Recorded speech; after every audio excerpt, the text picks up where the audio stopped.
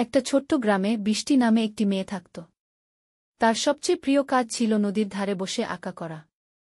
কিন্তু তার কোনো বন্ধু ছিল না, কারণ গ্রামের বাকি শিশুরা তাকে একটু অন্যরকম মনে করত।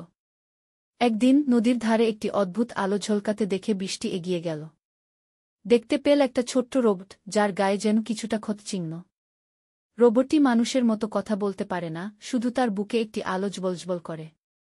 বৃষ্টি রোবটটিকে নিজের ঘরে নিয়ে এল। আস্তে আস্তে তার সাথে বন্ধুত্ব গড়ে উঠল।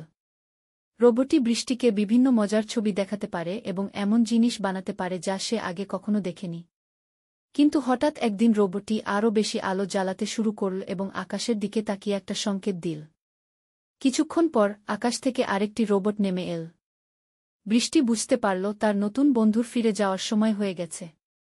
বৃষ্টি কষ্ট পেলেও তার বন্ধুকে বিদায় জানাল। যাওয়ার আগে রোবটটি তার বুকে থাকা একটি ছোট্ট আলো বৃষ্টির হাতে দিয়ে গেল। সেটি ছিল তাদের বন্ধুত্বের প্রতীক।